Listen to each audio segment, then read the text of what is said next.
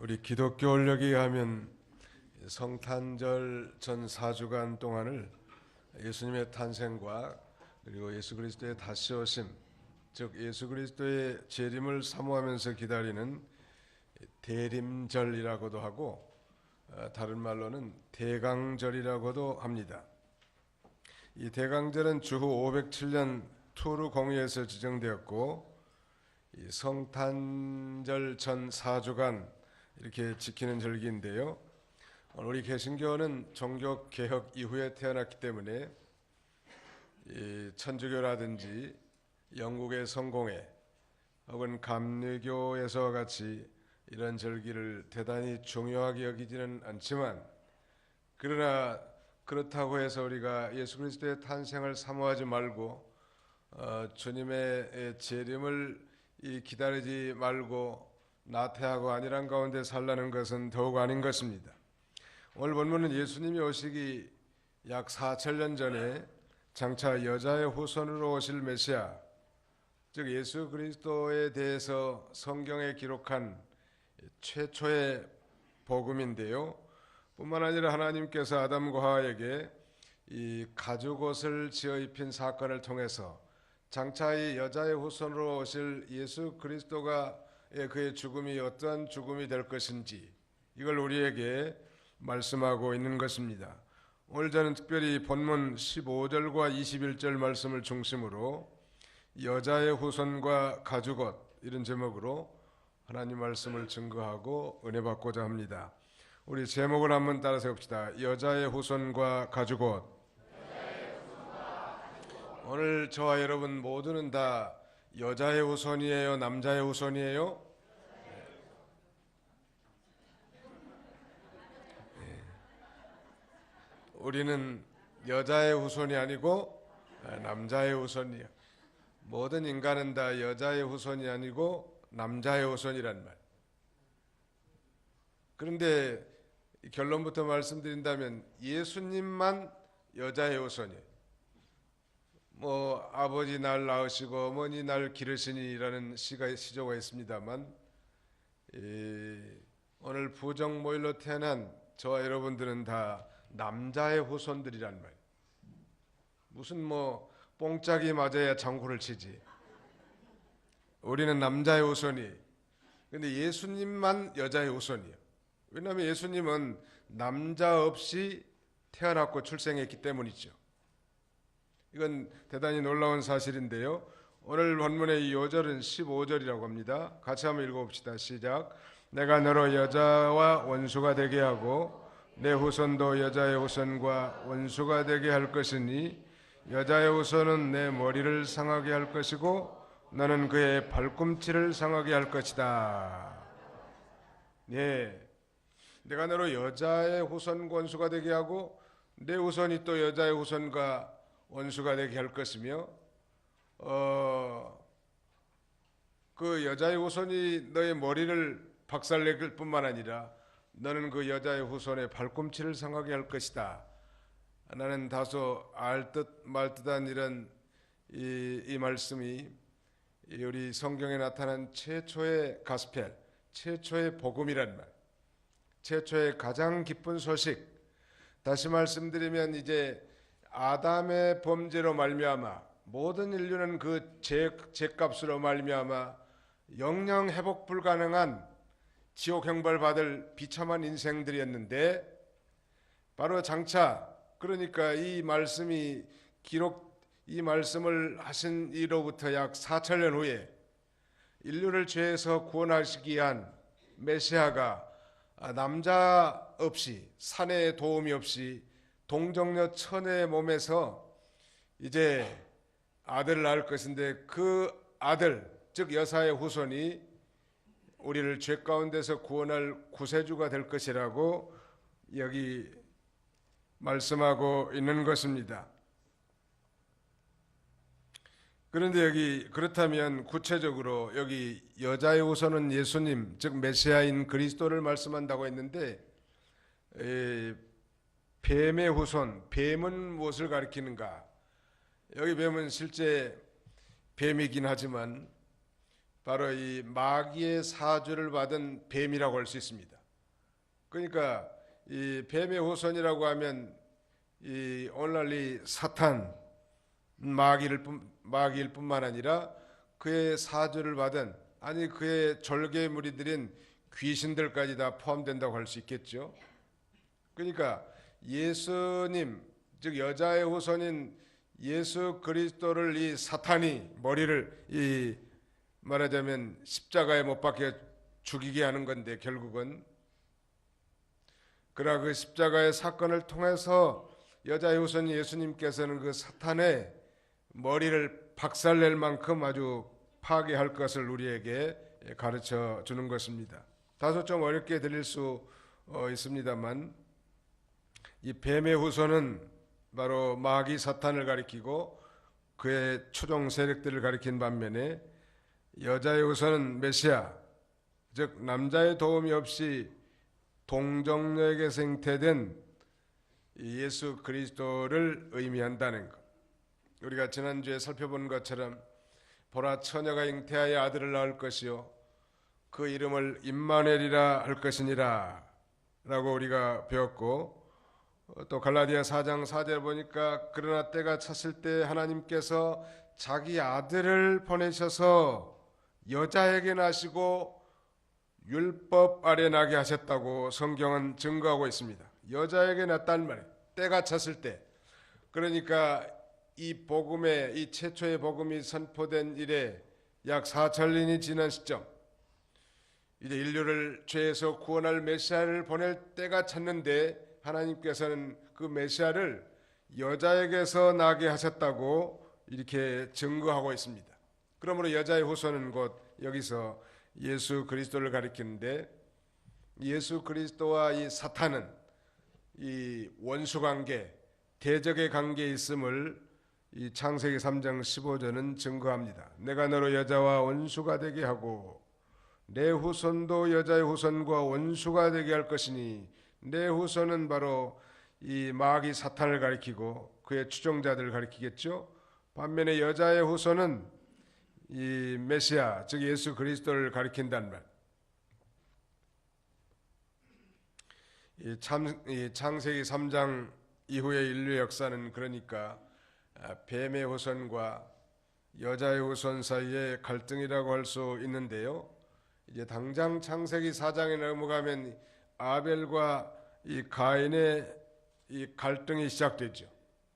하나님 앞에 의로운 제사, 믿음의 제사를 드린 아벨을 가인이 이 돌로 쳐서 죽이는 사건이 발생합니다. 아브라함의 두 아들 이스마엘과 이삭의 갈등, 에서와 야곱의 갈등, 또 바로와 이스라엘의 갈등, 하만과 모르드게의 갈등, 이루 말할 수 없단 말이에요. 오늘날도 마찬가지. 하나님의 편에 사는 사람과 그 다음에는 마귀 편에 사는 사람의 갈등, 아니 육신에 속한 사람과 영에 속한 사람의 갈등과 투쟁이 계속되는 거예요. 그러므로 예수님께서는 요한복음 15장 18절 이하에 이렇게 말씀하시는데, 너희가 세상에 속하였으면 세상이 자기의 것을 사랑할 터겠지만 너희는 세상에 속한 자가 아니고 도리어 세상에서 택함을 받은 자이기 때문에 세상이 제자들, 즉 성도들을 미워한다고 말씀하고 있는 것입니다. 그러면 오늘날 우리가 이 땅에서 당하는 이 많은 환난과 고난, 핍박과 역경 가운데서도 우리가 기뻐하고 즐거울 이유는, 그건 하늘의 상이 크고 우리 믿음의 선진들도 이 핍박과 고난의 길을 걸어가게 된 거예요. 왜? 이 세상에 속하지 않았단 말. 이 공중의 권세 잡은 자로 말미암아 조종되는 이 세상에 속하지 않고 바로 예수님에게 속해 있기 때문에 참으로 믿음을 지키고 참 성도로 사는 자에게는 핍박이 있는 것입니다. 구체적으로 여기 여자의 후손이 뱀의 머리를 상하게 했다는 건, 우리 영어 성경에는 여자의 씨가 그 다음에는 뱀의 머리를 깨뜨릴 것이다 이렇게 표현해놨는데요. 여자의 씨는 바로 예수 그리스도를 가리킨다고 했죠. 우리 신체에서 머리가 무엇보다도 중요한데 이 여자의 신 예수님이 오셔서 이 사탄의 머리를 박살내버렸다는, 즉 마귀의 권세를 완전히 깨뜨린 거예요. 예수님이 십자가에서 인류의 죄를 대신 지시고 구속을 성취하고 3일 만에 부활하심으로 이 마귀가 인간에게 죄와 사망을 무기로 종노릇하게 하는 이 마귀의 권세를 완전히 깨뜨려 버리는 거예요. 한마디로 말하면 도저히 회복될 수 없는 치명상을 입게 해버린 거예요. 물론 이 마귀가 머리는 깨뜨려졌지만 그러나 아직도 그 꼬리가 살아있어서 꿈틀거리는 건 사실이에요. 그러나 근본적으로는 이 마귀에게 치명상을 입혀버린 거예요. 누가? 바로 예수 그리스도의 십자가 사건을 통해서 그렇게 됐음을 우리에게 가르쳐 주는 것입니다. 반면에 뱀은 여자의 후손의 발꿈치를 상하겠다 그랬는데, 발꿈치는 머리에 비하면 다소 덜 중요한 부분이라고 할 수 있겠는데요, 뱀이 여자의 후손의 발꿈치를 상하겠다고 하는 것은 바로 예수 그리스도께서 고난을 받고 십자가에서 죽으신 것은 사탄을 통해서 입으신 그런 피해인데 그건 치명적이지 못하단 말이에요. 왜냐하면 바로 예수 그리스도가 고난당하시고 죽으신 지 가운데 3일 만에 다시 부활하셨기 때문인 것입니다. 그러니까 사탄은 예수님을 십자가에 못 박아 죽이면 자기들 세상이 올 줄 알았지만 예수 그리스도를 죽임으로 말미암아 자기들의 머리가 박살나고 이제 그리스도의 나라, 하나님의 나라가 시작되는 거예요. 그러므로 만약에 이 사탄이 말하자면 예수 그리스도를 죽는 데 내어줌으로 말미암아 자기들이 그렇게 치명상을 당할 줄 알았더라고 하면 결코 우리 영광의 주님을 십자가에 못 박지 않았을 것입니다. 그러므로 예수 그리스도의 십자가의 고난당하심과 죽으신 것은 하나님의 승리의 표시고 구원의 완성이라는 거예요. 예수님이 이 땅에 오신 것은 죽으러 오신 것입니다. 누구를 위해서? 오늘 저와 여러분들 모든 만고만대 택한 백성들을 위해서 죽으러 오셨는데, 그 예수님이 죽는 일에 참여한 이 사탄과 사탄의 사주를 받은 로마 병정들, 이들이야말로 그 저주 가운데 체험을 받는 그런 비참함을 맛보게 될 것입니다. 거기 한번 읽어주시겠습니까? 고린도전서 2장 7절로 8절입니다. 고린도전서 2장 7절로 8절. 오직 우리가 말하는 것은 비밀 속에 감춰져 있던 하나님의 지혜인데 이것은 하나님께서 우리를 영광스럽게 하시려고 영원전에 미리 정하신 지혜이다. 이 시대의 통치자들 가운데 아무도 이 지혜를 알지 못하였으니 만일 그들이 알았더라면 영광의 주님을 십자가에 못 박지 않았을 것이다. 예, 마귀 사탄은 이 사실을 결코 몰랐던 거예요. 만약 알았다면 예수님을 십자가에 못 박지 않았을겠죠. 예수님이 이 땅에 죽으러 오셨는데 그 일에 이용당하고 그 일에 참여함으로 영원한 저주 가운데 처하게 된 것입니다. 그러나 이 사탄의 머리가 깨뜨려졌지만 여전히 이 세상은 이 뱀의 꼬리가 작동하는 마귀의 역사가 완전히 사라진 것은 아니. 여러분, 뱀을 잡으면 맨 먼저 어디부터 두들겨 팹니까? 대개는 다 머리부터 내리치는 거예요. 머리가 깨뜨려져도 이 뱀은 꼬리를 꿈틀거려요. 대개 남자들보다 여자분들이 뱀을 더 혐오하는 것 같습니다. 근데 어떤 부인은 뱀만 보면 뭐 기분이 좋다는 거예요. 왜냐면 그걸 잡아가지고 자기 남편에게 뱀탕을 끓여주면 남편의 정력이 좋아진다는 거예요. 근데 성경 어디에도 뭐 뱀을 먹으면 정력이 좋아지느니라 이런 말씀은 없어요. 미국에 사는데 어느 날 이 집 앞에 하단에 큰 시커먼 구렁이 같은 게 하나 아주 일자로 이렇게 이 봄에 햇볕을 쬐고 있더라고요. 근데 그 뱀을 보는 순간 아주 징그러운 생각이 들 뿐만 아니라 저는 무조건 때려 잡아 죽이고 싶은 생각이 들더라고요. 요 마귀 생각이 나가지고. 그래서 머리를 깨뜨려 가지고 잡아서 공원에다 던졌는데, 근데 그 알고 보니까 그 주변 사람들이 그, 그 뱀은 흑사 검은 뱀이고 사람에게 아무 해를 끼치지 않는 뱀인데, 아니 봄에 그 햇빛 좀 쬐러 나왔다는 거예요. 좀 죄송하더라고 사실은.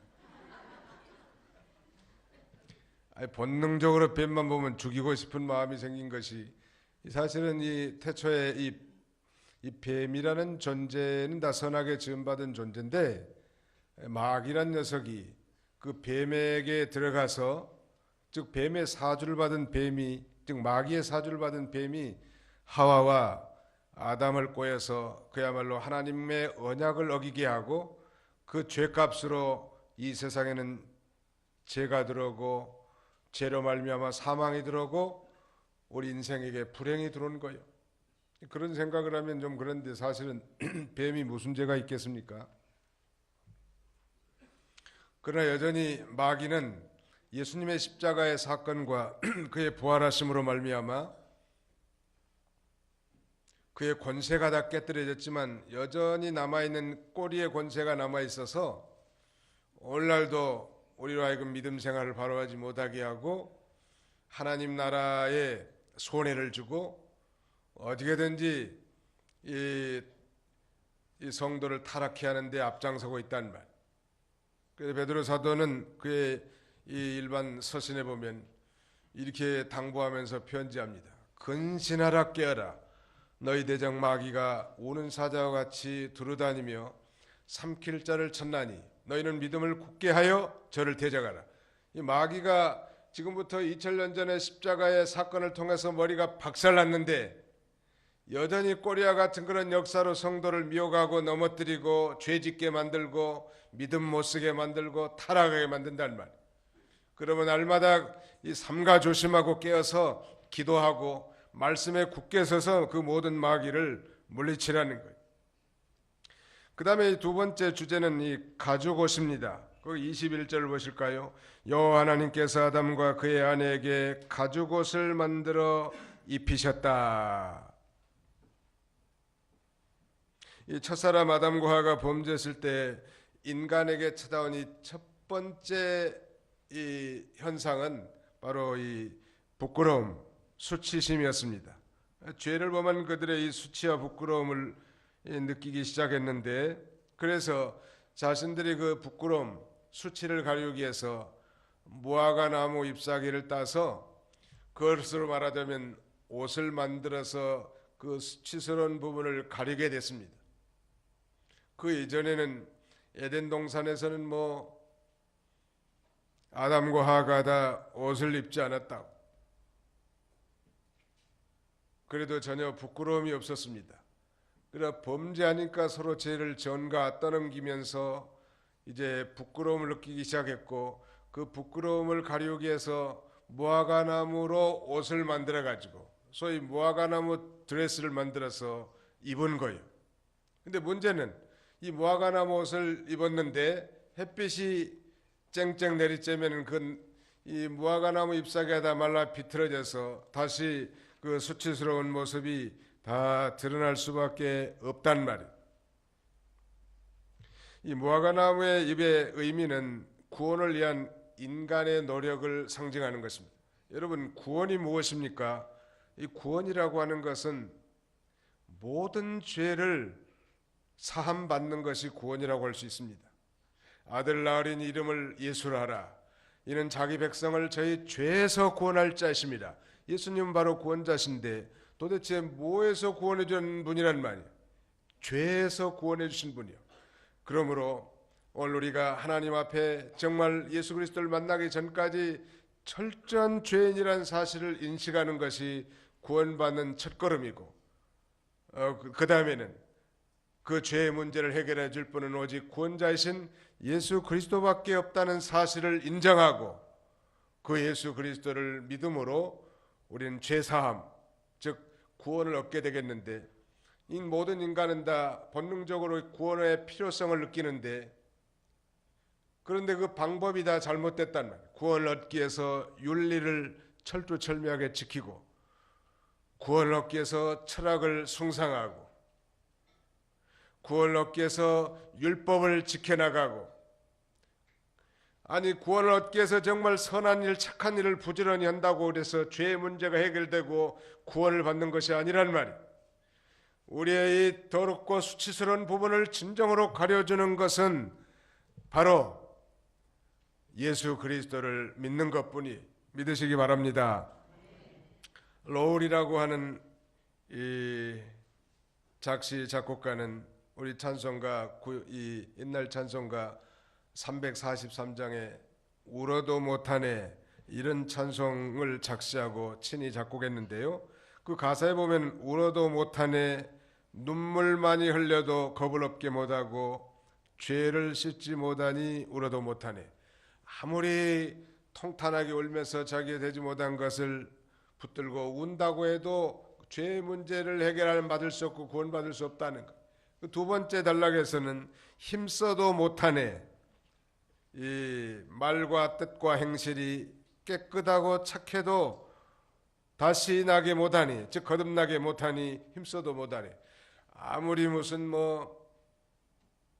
이 고행을 하고 수도를 하고 노력을 많이 한다고 해서 우리의 죄의 문제가 해결되고 구원을 얻을 수 없다는 거예요. 그 다음에는 참아도 못하네, 할 수 없는 죄인이 흉한 죄에 빠져서 어찌하니 죽을까 참아도 못하네. 아무리 고행을 하고 인내를 한다고 할지라도 우리 문제를 결코 해결할 수 없고, 거기 후렴구에는 십자가에 달려서 예수 고난 보셨네, 나를 구원하시리 예수밖에 없네 라고 이렇게 반복해서 노래합니다. 그리고 이 마지막 4절에 보면 믿으면 하겠네, 주 예수만 믿어서 그 은혜를 힘입고 오직 주께 나가면 영원 삶을 얻네, 즉 영생을 얻네.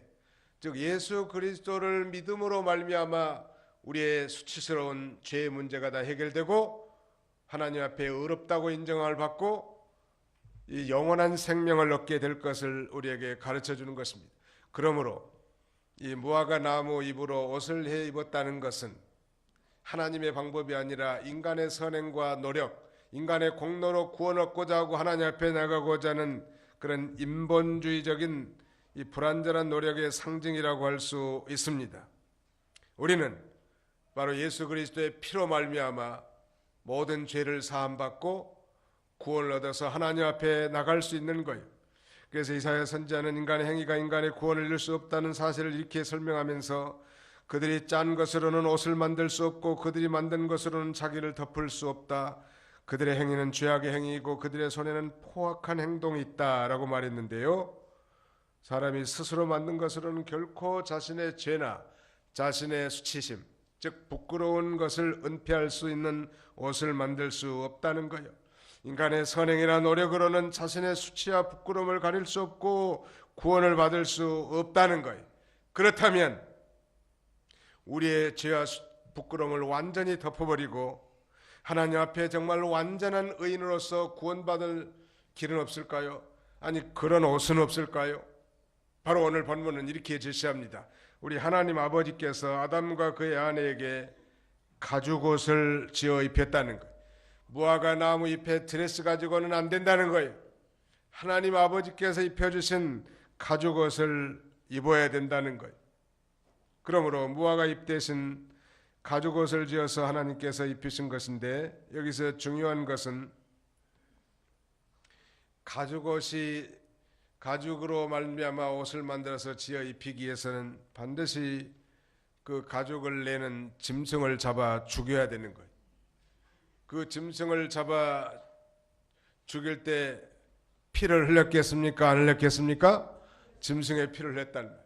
그러므로 하나님께서 이 죄 많은 인생, 즉 에덴 동산에서 선악과를 따먹고 하나님 앞에 이 언약을 범한 이 죄인 아담과 하가 이제 에덴 동산에서는 쫓겨났지만 그래도 하나님과의 교통할 수 있는 길을 하나님이 벌써 가르쳐 주셨는데 바로 그것은 짐승의 희생을 통해서 그 피를 가지고 하나님 앞에 나갈 수 있는 길을 지금부터 6천년 전에 하나님이 계시해 준 것입니다. 그리고 그 짐승을 잡은 다음에 남는 이 가죽을 가지고 옷을 만들어서 이 아담과 하와에게 선물로 그 가죽 옷을 지어서 입혀준 거란 말. 뭐 대단한 이 내용인데요. 동물을 잡아 인간에게 가죽 옷을 지어 입히신 이 놀라운 사건은 중대한 이 구속의 진리가 내포되어 있습니다. 그것은 인간의 죄를 대속하기 위한 첫 번째 희생이자 구약 제사의 온영이라고 할 수 있습니다.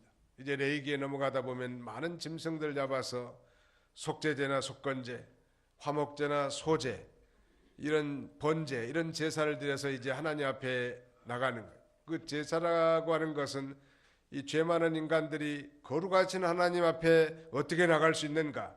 그 바로 짐승의 피를 흘려서 속죄하고 하나님 앞에 나갈 수 있는데, 우리가 다 믿고 아는 사실이지만 바로 그 짐승은 장차 사철 후에 이 땅에 오실 메시아, 즉 예수 그리스도를 가리키는 것이고, 그 예수 그리스도께서 우리 인류의 죄를 대속하시고 십자가에 못 박혀 죽으심으로 그 피를 믿고 그 피를 의지해서 이제 죄 많은 인생들이 하나님 앞에 나갈 수 있음을 우리에게 가르쳐 준 것입니다. 그것이 바로 이 가죽옷을 지어 입힌 놀라운 진리인데요. 그러므로 예수 그리스도를 믿음으로 말미암아 죄 사함 받고 구원받아서 이제 예수님의 옷, 예수님이 입혀주신 의의 옷을 입고 우리는 하나님 앞에 설 수 있는 거예요. 성경은 이렇게 증거합니다. 인간의 의는 다 더러운 옷과 같다. 즉 하나님을 도외시한 인간의 선행, 인간의 노력, 인간의 공로, 인간의 의로움은 하나님이 보실 때는 더러운 옷과 같아서 결코 하나님 앞에 나갈 수 없다는 것. 어떤 면에서는 하나님을 알지 못한 인간의 선행은 그 선행 안에도 죄가 포함되어 있고, 그 다음에 자기의 욕심과 이기심, 그리고 탐심과 자기를 나타내고자 하는 명예의 영광심이 포함되어 있다는 거예요. 그러므로 우리 그리스도인들은 선행이 문제가 아니라 예수 그리스도를 믿고 그 하나님을 예배하고 섬기는 것이 우선이고, 예수 그리스도를 믿고 구원 얻은 그 은혜에 감사해서 이제 우리가 선행을 행하는 것입니다. 선행이 먼저가 아니라 예수님을 믿고 구원받은 것이 먼저라는 거예요. 예수 믿고 구원받지 않는 상태의 선행까지도 하나님은 결코 더러운 옷과 같다고 성경은 증거한 거예요. 그러므로 가장 완벽한 좋은 옷은 예수님이 입혀주신 옷이, 믿으시기 바랍니다. 내 주님 입으신 그 옷은 참 아름답도다. 예수 그리스도의 옷이 아름답고 예수님이 우리에게 입혀주신 그 의의 옷이 아름다운 거예요. 이걸 다른 말로 하면 예복이라고도 합니다. 영국의 귀족사회에서 소위 중대한 이 만찬에서는 그 초청받은 사람들이 모두가 다 이 만찬의 의복을 반드시 착용해야 된다고 하고, 그 만찬용 이 귀족의 이 품행을 갖추지 못하게 되면 그 연회석에 출입이 금지된다고 합니다. 반드시 그러니까 연회복을 입고 들어와야 된다는 거. 이 다음에 하나님 앞에 가면 이제 그 의의 옷, 예복을 입은 사람들은 다 이 천사들이 천국으로 다 우리를 인도하시겠지만, 그 옷을 입지 않은 사람들은 다 이 지옥으로 보내게 될 것입니다. 아무리 땅에서 착한 일을 많이 하고 선행을 많이 하고 다른 사람 보기에 정말 도덕을 많이 쌓았다 할지라도 예수님을 믿지 않은 사람은 그건 거지 누더기를 입는 것 같아서 결코 저 천국의 연회장에 들어갈 수 없는 거예요.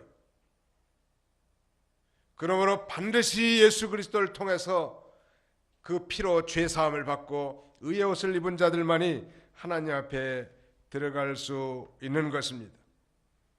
거기 다시 한번 21절을 보실까요? 여호와 하나님께서 아담과 그의 아내에게 가죽옷을 만들어 입히셨다. 이걸 요한복음 3장 16절과 좀 대비해 본다면, 여호와 하나님이 아담과 그 아내 하와를 사랑하사 짐승의 희생을 통하여 가죽옷을 입혀주셨으니, 이는 가죽옷을 선물로 받아 입는 자마다 죄로 말미암는 그 수치심의 가려움을 받아 영원한 부끄러움을 당하지 않고 구원을 얻게 하려 하심이니라. 하나님이 세상을 이처럼 사랑하사 독생자를 주셨으니 이는 저를 믿는 자마다 멸망치 않고 영생을 얻게 하려 하심이라 는 말씀과 너무 유사하지 않습니까?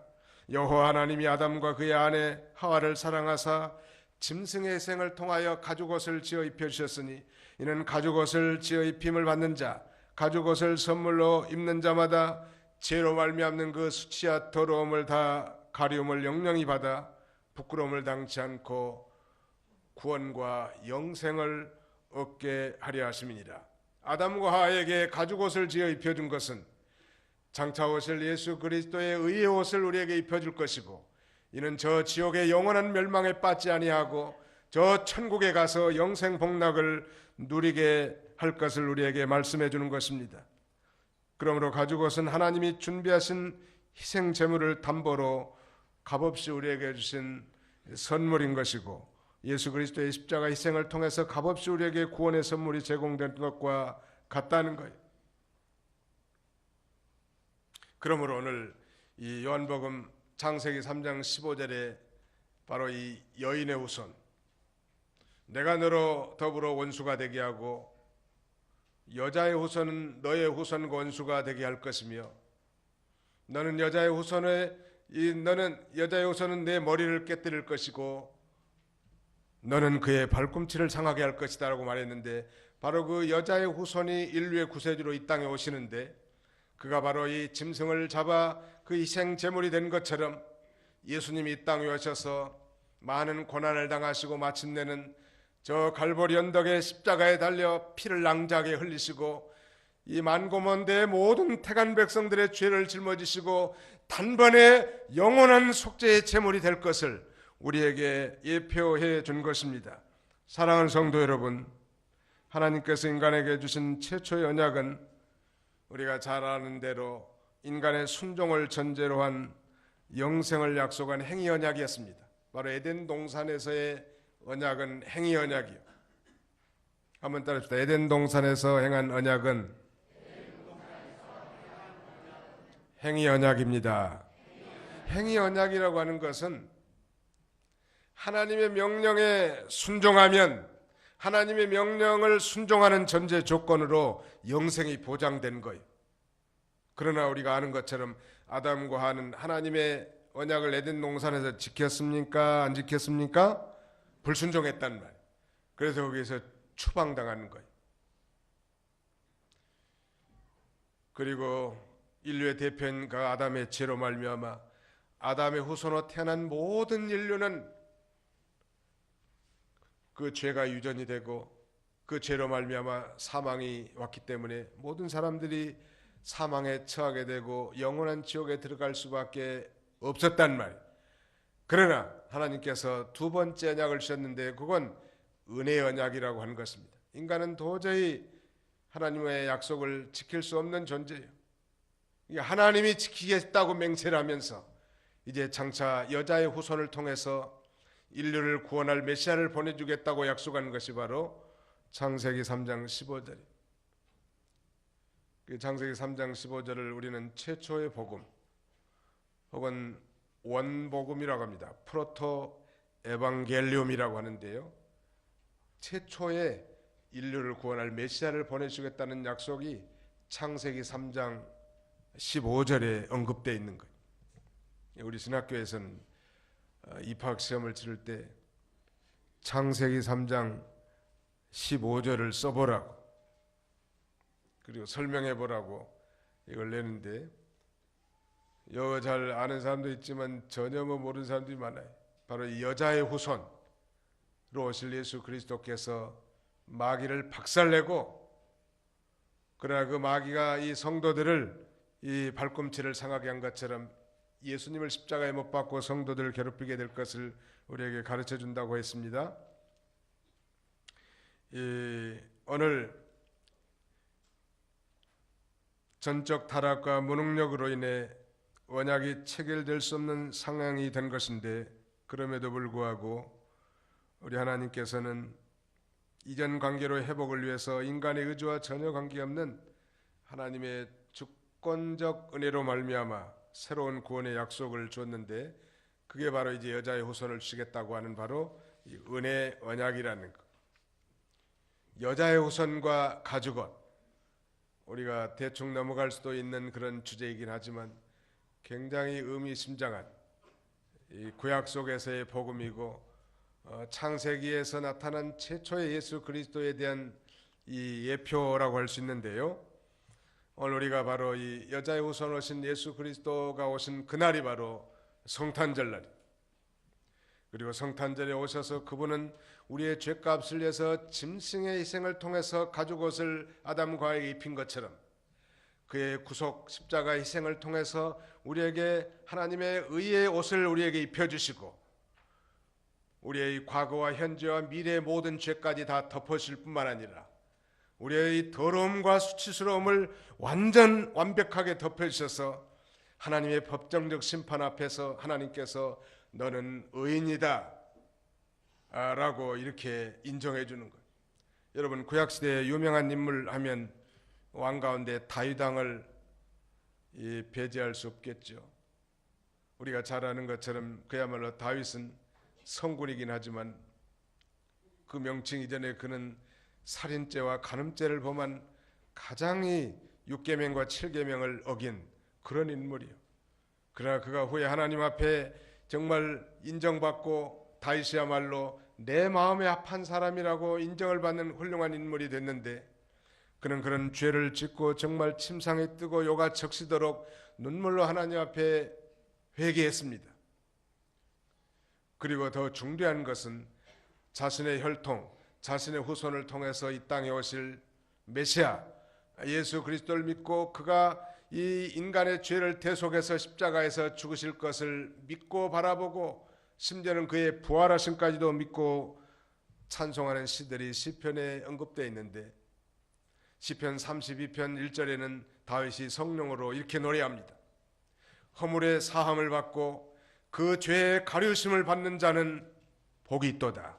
그 마음에 간사가 없고 여호와께 정죄를 당치 않을 자는 복이 있다라고 하면서 자기가 비록 많은 죄를 범했지만 장차 이 천년 후에 이 땅에 오실 예수 그리스도의 십자가의 대속으로 말미암아 자기가 진정으로 자백하고 회개한 모든 죄가 예수 그리스도로 말미암아 다 가려져서 하나님이 인정치도 않고 기억지도 않을 이 사제의 은총을 미리 내다보고 하나님 앞에 이렇게 찬송한 거예요.